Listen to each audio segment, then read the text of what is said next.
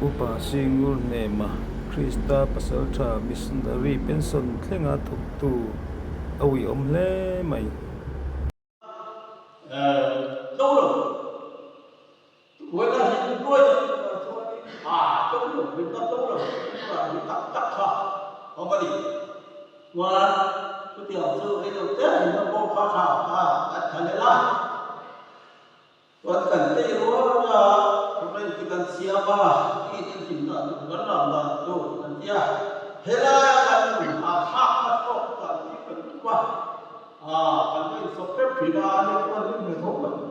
mà sẽ cái đầu tiên cái là tập tập thành khá khá nhiều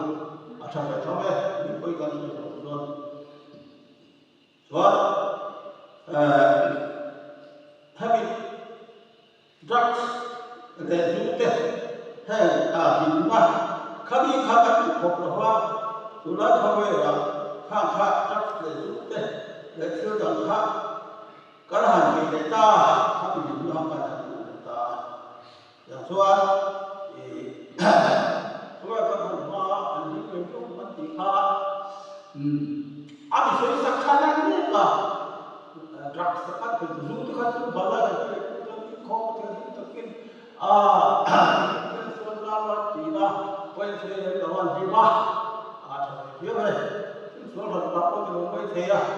เพราะว่าเรารักษาเขาอยากพวกเด็กขาดเขาไม่ได้เราจะพวกคนนี้เนี่ยบอกว่าจะบอกว่าตั้งอันนั้นมาเรื่องเดียวจักสักคนตัวตายให้ฉันตั้งนับดีด้วยรู้ไหมเรื่องไม่จักสักมีโลกาสุดท้าย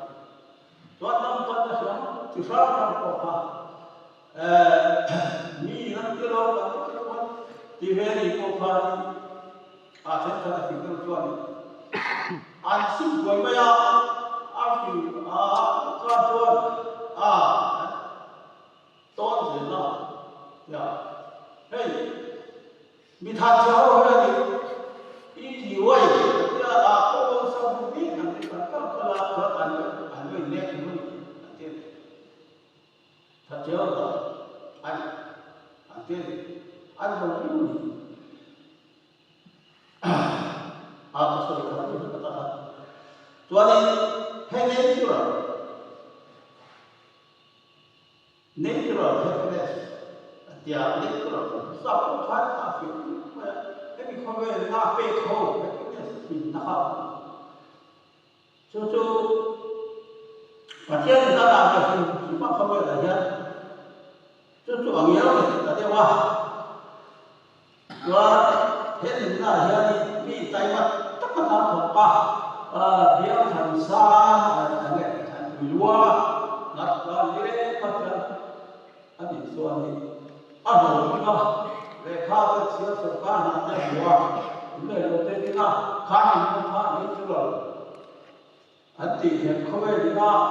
อาเป็ดเขาไม่ที่เราก็ส่งนะอาจจะข้า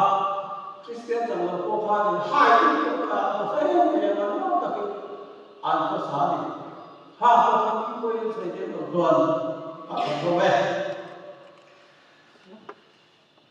อามาแค่ข้าวข้าวิจัยมาเลยข้าเขาเคยเทสต์บอกว่าอันนี้เฮ้ยที่ตักกะทอเรา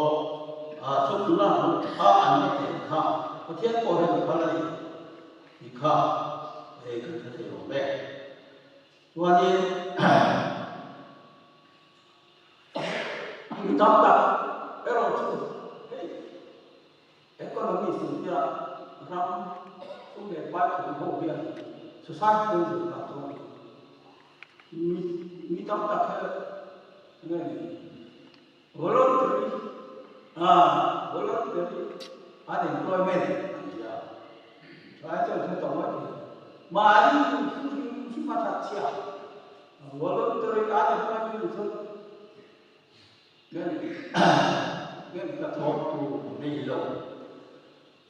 mà những người thuộc cái này nó thật sự không là cái tiếng khan thì chắc không có những cái mà chút vì là ngoài tôi đi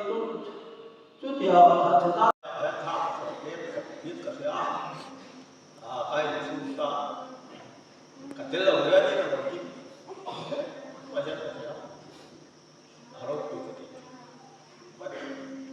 thiên đi qua để thiên đi là đi ăn tập phần rồi lên vào cái việc thì cần cả biết cái gì ba cả cái khẩn mà thiên đi à bà thì vậy cũng có thể tất cả cái số mà rồi à cần thực hiện ăn đi thêm bao nhiêu sáng đi đúng không sampai siapa tempat itu lagi, apa dia belum dah. Tetap,